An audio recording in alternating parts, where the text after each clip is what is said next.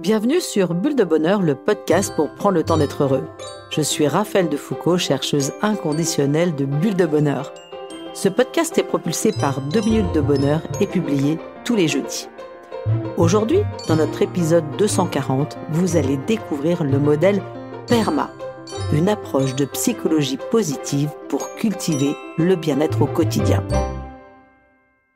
Mais avant de démarrer, un petit remerciement à Éléonore qui vient de me partager cet adorable message.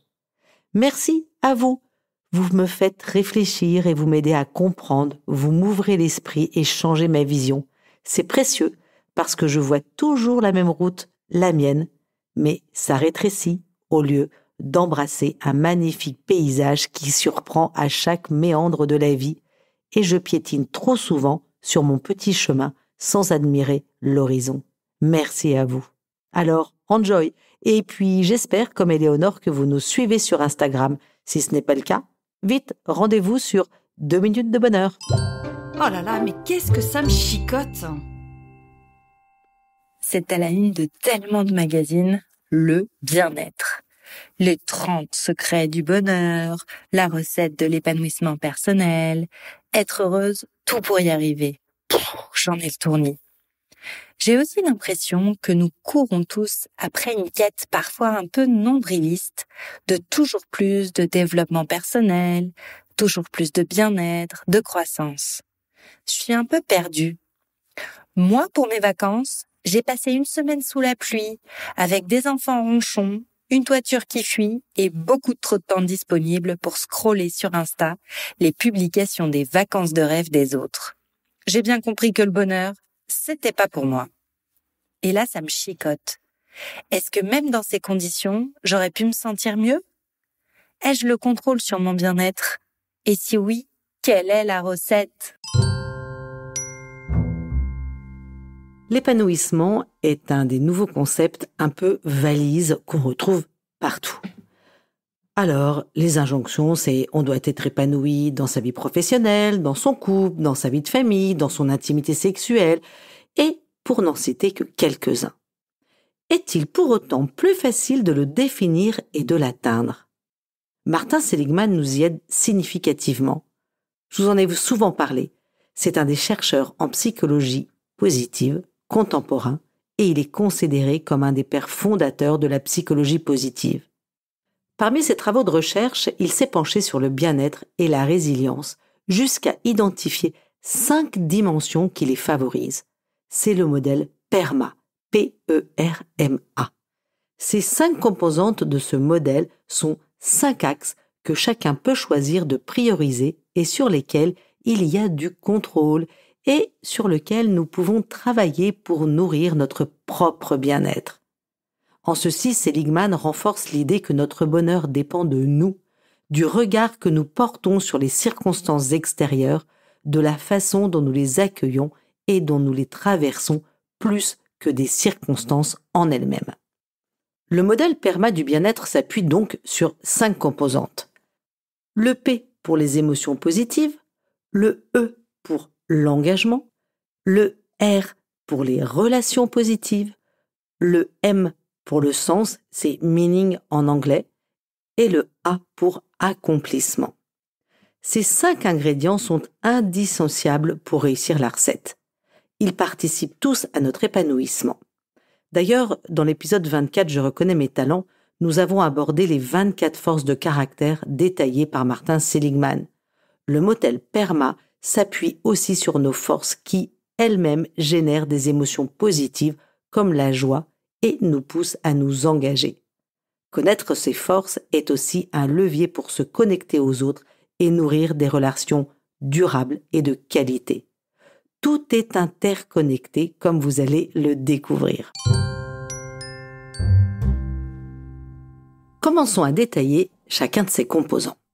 Le premier, donc, le P, donc de PERMA, les émotions positives, et vous en comprenez certainement les bienfaits.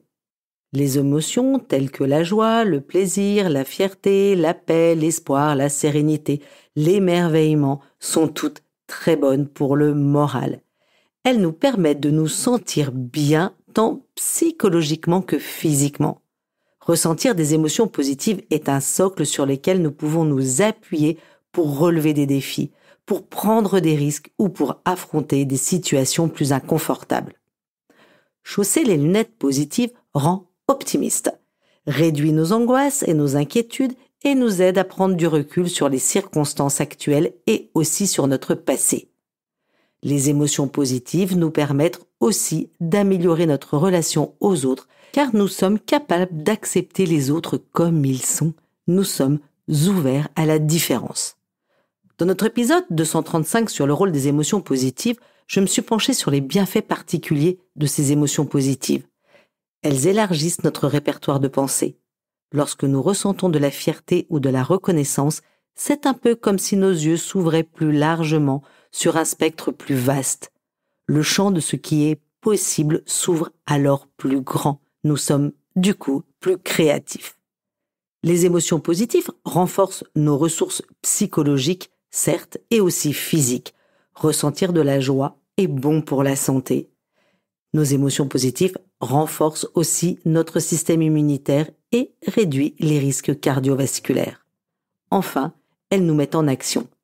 Capitaliser sur nos émotions positives, c'est un peu comme se constituer une réserve pour les jours plus difficiles où nous sommes face à des situations plus difficiles à traverser. La deuxième composante du modèle PERMA est le E de engagement. Ici, Seligman parle de l'engagement au sens d'implication dans une activité donnée et non de l'engagement associatif, amical ou conjugal. Il fait sien le concept de flux que j'ai abordé en détail dans notre épisode 91. L'expérience de flux a été développée par un psychologue hongrois au début des années 90, Mihaly Csikszentmihalyi, toujours avec son nom imprononçable. Ce flux se produit généralement dans certaines conditions qui créent une expérience optimale. Nous sommes alors 100% ancrés dans le présent, complètement plongés dans l'activité que nous sommes en train de mener, à tel point que le temps semble se distordre. Lorsque nous sommes dans le flux, ou le flow en anglais, nous ne voyons pas le temps passer. Nous oublions même parfois de boire ou de manger, car notre esprit est totalement mobilisé sur ce qu'il a fait.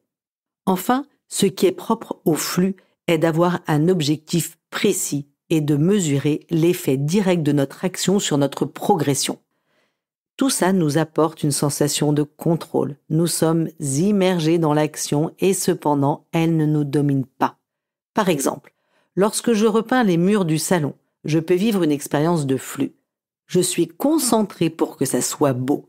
Le résultat attendu est clair et je visualise mon avancement au fur et à mesure que mes murs changent de couleur. Le flux est une expérience de bonheur qui apporte plusieurs bienfaits. Je vais en nommer quelques-uns. De la gratification par la mesure concrète de mes accomplissements. Mais aussi un regain d'optimisme et une capacité à relever des défis et surmonter les obstacles. Le flux nous permet aussi de nourrir notre sentiment de compétence si nécessaire à notre motivation. Alors je vous en parle dans notre bulle de bonheur 221 sur la théorie de l'autodétermination. Le flux est aussi un moteur de créativité. Il étend le champ des possibles. Il nous ancre dans l'instant présent, celui qui nous permet de chasser nos angoisses et de profiter de ce que nous vivons au moment présent. Et enfin, c'est ici que Csikszentmihalyi rejoint Martin Seligman. L'engagement donne du sens à notre existence. Notre implication dans des activités dans lesquelles nous nous sentons ancrés et compétents nous donne un but. Or, c'est un des ingrédients primordiaux du bien-être individuel, savoir pourquoi nous sommes là. Ordonner les circonstances autour de quelque chose de plus grand qui donne du sens à notre quotidien. Et là, vous comprenez combien la vision du bonheur de Martin Seligman s'éloigne du simple plaisir. Alors, je vais faire un petit détour en philosophie puis en psychologie. Deux visions du bonheur s'opposent. La première est la vision hédonique qui découle de notre plaisir. Cette vision nous pousse à éviter la douleur ou toutes les activités qui pourraient nous éloigner de notre plaisir. Dans cette vision, nous sommes essentiellement guidés par la satisfaction de nos envies et la recherche de ce qui nous fera plaisir. Il s'agit la plupart du temps d'une expérience fugace et à court terme. Le défi est de se limiter dans cette recherche de plaisir. Car comme vous le savez, grâce à notre épisode 128 sur les mécanismes primaires du cerveau, ce dernier peut rapidement devenir l'esclave du circuit de la récompense. Or, celui-ci est un vrai glouton qui demande toujours plus de shots d'hormones de plaisir. La vision hédonique du bonheur peut se réduire à une quête effrénée d'émotions positives, désordonnées et illimitées. On peut quand même s'en offrir quelques-unes, une belle paire de chaussures ou un téléphone qui nous fait plaisir, mais bien sûr, c'est l'excès qui est pas toujours génial. Alors parlons de l'inverse, la vision eudénomique du bonheur se projette dans le long terme.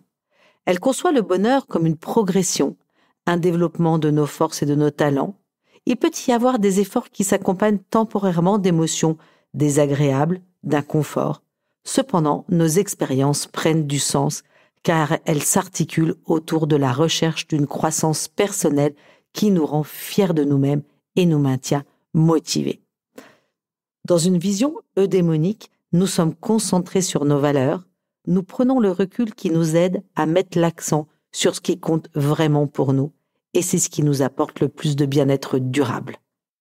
Alors par exemple, c'est moi dans le développement de 2 minutes de bonheur, certes, j'y passe beaucoup de temps, et à côté de ça, ça me rend profondément heureuse quand j'entends des témoignages de personnes qui se sentent rejointes et aidées par tout ce que je réussis à développer. Vous l'aurez compris, avec son modèle PERMA, Martin Seligman se rattache à une vision eudémonique du bonheur. Troisième composante, donc après le P d'émotion positive, le E d'engagement, voilà le R de relation. C'est un sujet que nous avons développé dans notre bulle de bonheur 79 sur le lien social. Par nature, nous sommes tous des êtres de lien. Un de nos besoins les plus fondamentaux est d'entretenir des bonnes relations avec nos groupes d'appartenance. Rappelez-vous, c'est la 3e étape de la pyramide des besoins d'Abraham Maslow. Ce dernier hiérarchise les besoins fondamentaux et supérieurs propres à tout le monde et qui, une fois satisfaits, nous permettent de nous sentir épanouis. Au 3e étage, une fois que nous avons satisfait nos besoins physiologiques comme être rassasiés et reposés, ainsi que notre besoin de sécurité et de stabilité, nous trouvons les besoins dits d'appartenance sociale. L'appartenance sociale est le fait de se sentir reconnu dans son individualité et sa dignité en tant que membre important d'un groupe.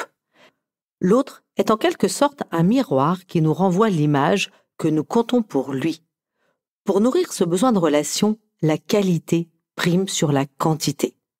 Entretenir des relations durables et de qualité fondées sur une profonde connaissance de l'autre nous apporte bien plus de bien-être que de cumuler plus de 600 contacts sur les réseaux sociaux.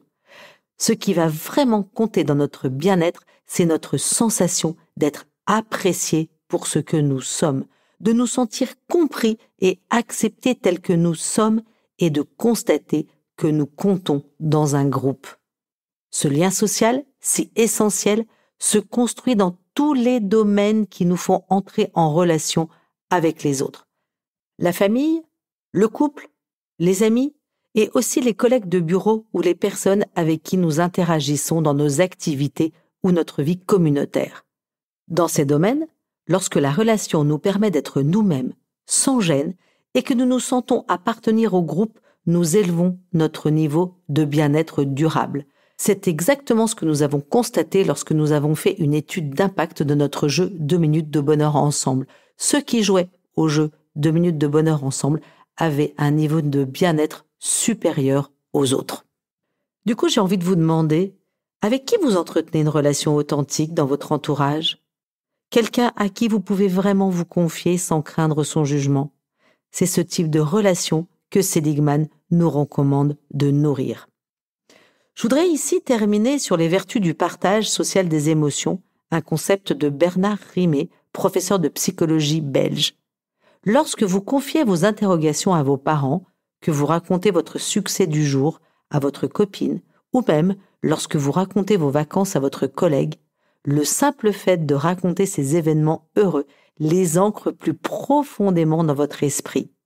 Cela vous permet de capitaliser sur les effets positifs de ces émotions agréables. Et ce n'est pas tout. Il a été prouvé que le partage social des émotions renforce votre lien aux autres. Vous sentez l'intérêt de l'autre, vous sentez son empathie. Il se passe une sorte de communion, de synchronie émotionnelle qui nourrit votre relation. Enfin, partager ces émotions crée un sentiment d'appartenance. Généralement, il y a souvent quelqu'un ou plusieurs personnes présentes pour valider vos impressions, vos ressentis. C'est ce qui améliore le sentiment de cohésion dans le groupe. La quatrième composante, le M de PERMA, le M de meaning, donc le sens. Je vous en ai parlé un petit peu plus tôt. Ce qui nourrit profondément et durablement notre bien-être est la sensation que nos actions ont du sens, qu'elles sont ordonnées vers un but qui nous est propre et qui est important pour nous. Souvent dans notre vie à 1000 à l'heure, il est difficile de faire le tri entre les multiples sollicitations, les réunions à honorer et les incessantes notifications qui polluent notre concentration et notre espace mental. J'aime bien l'image du hamster dans sa roue. Il court tout le temps sans savoir et sans voir plus loin que le bout de ses pattes bloquées dans la roue. Prendre le temps de se reconnecter à ses valeurs et à ce qui nous anime profondément est un recentrage encore plus nécessaire aujourd'hui. C'est grâce à cette étape que nous pouvons identifier les priorités qui font du sens pour nous et qui nous servent de boussole pour guider nos actions. Au lieu d'être ce hamster embarqué dans sa roue, nous pouvons reprendre les manettes et diriger nos efforts vers ce qui compte à nos yeux. Je pense par exemple aux personnes en fin de carrière qui s'approchent de la retraite.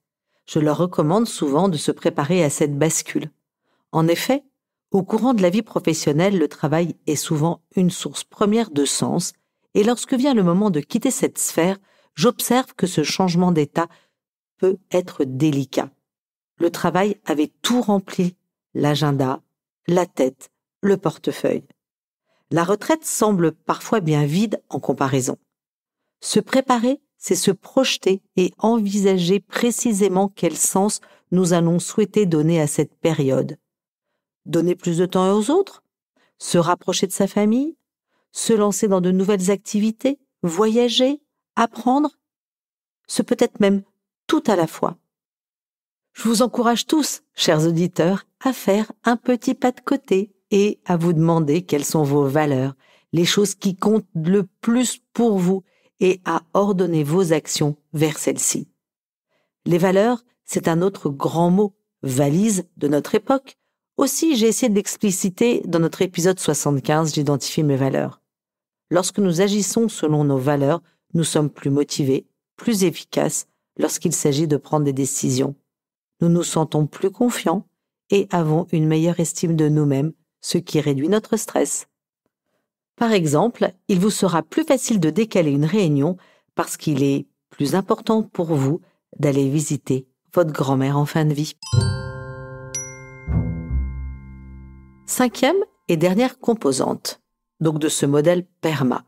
Donc je les rappelle, le P pour positif, le E pour engagement, le R pour relation, le M pour meaning, le sens, et ensuite le A pour accomplissement. Pour se sentir épanoui, il est important de se sentir efficace et compétent. C'est ce qui se passe lorsque nous nous donnons des objectifs personnels et que nous progressons et que nous les atteignons à force de persévérance et d'effort. Ça nous maintient motivés. Les jeux vidéo offrent un bon exemple de situation motivante. Dans un jeu, il existe des niveaux qui constituent le niveau de défi que vous vous lancez. Le jeu mesure et célèbre vos progrès. Parfois, même au travers de gratifications virtuelles comme des points ou des équipements utiles pour progresser encore dans le jeu. Vous vous sentez compétent. Certains addicts aux jeux vidéo rapportent même qu'ils y trouvent ce qu'il leur manque au travail. Le sentiment de compétence est également nourri lorsque nous sommes dans un processus d'apprentissage, où nous développons nos aptitudes ou nos capacités et de ce fait, nous nous sentons progresser. Le besoin de compétence est un des 3 besoins fondamentaux identifiés par les chercheurs de la théorie de l'autodétermination, une des théories les plus vastes et les plus riches de la psychologie moderne, qui démontre que nous portons tous en nous une capacité à évoluer dans la vie et à nous déployer avec de la motivation intrinsèque. La motivation intrinsèque, je le rappelle, c'est poser des actions par décision individuelle et ça se déploie lorsque nos 3 besoins fondamentaux sont satisfaits, la compétence, l'autonomie et l'appartenance sociale. Se sentir capable d'accomplir ses propres objectifs nous pousse à agir, nourrit notre estime de nous, notre sentiment d'accomplissement et renforce notre sentiment de bien-être profond. Allez, je change de regard. Mais quand utiliser le modèle PERMA ? À l'école, le modèle PERMA est un outil très intéressant pour mettre en place un environnement favorable dans une organisation. Dans un autre domaine, une culture d'entreprise qui cultive la reconnaissance et a à cœur de promouvoir le développement des talents de ses employés permet d'améliorer l'engagement. Avoir du plaisir, ensemble, même dans des moments plus difficiles et plus intenses, est aussi incroyablement bénéfique. Enfin, les managers qui savent écouter et comprendre les motivations de leurs équipes, qui savent créer du sens autour de la mission commune, génèrent un meilleur engagement. Je finis par quelques idées concrètes pour cultiver les composantes du modèle PERMA et nourrir votre bien-être durable. 1. Cultiver la gratitude. C'est un déclencheur d'émotions positives. Ça permet aussi de les faire durer dans le temps. Éprouver et exprimer de la gratitude envers vos proches nourrit aussi les relations. Alors vous pouvez aller réécouter la Bulle de Bonheur 20 sur ce sujet. 2e idée. Appréciez et vivez le moment présent et réapprenez à vous concentrer. Ce sont 2 formidables outils d'ancrage qui vous maintiennent engagés dans ce que vous faites et vous aident à puiser le sens dans vos expériences réelles. Le moment présent est aussi un remède anti-inquiétude qui réduit le stress et laisse de l'espace aux émotions positives. 3e idée, prenez des risques, osez, étendez votre zone de confort, osez aller dans votre zone d'audace. Se confronter à des défis est un vecteur de motivation et d'engagement. Ça vous permet d'étendre le champ de vos possibles et de progresser, ce qui apporte du sens à votre quotidien. Et enfin, et je ne le dirai jamais assez, cultivez l'authenticité. Personne n'est parfait. N'ayez pas peur de vous montrer sous votre vrai visage. Sur cette base, vous construirez des relations durables avec vos proches. Vous prendrez confiance en vous et vous vous sentirez à votre place. Je vous renvoie à notre épisode 49, je montre ma vulnérabilité. Et hop, je me lance. En bref, si je résume, le modèle PERMA de Martin Seligman nous permet 1. D'être authentique, 2. De relever des défis et 3. De cultiver la gratitude. À vous de jouer, chers auditeurs. Faites le bilan de votre semaine et demandez-vous ce qui a contribué à chacun de ces ingrédients. Ça y est, vous êtes sur le bon chemin. La petite mousse de cette semaine nous vient de Robert Louis Stevenson, qui nous rappelle « Ne jugez pas la journée en fonction de la récolte du soir, mais d'après les graines que vous avez semées. » Avec Bulle de Bonheur, prenez le temps d'être heureux.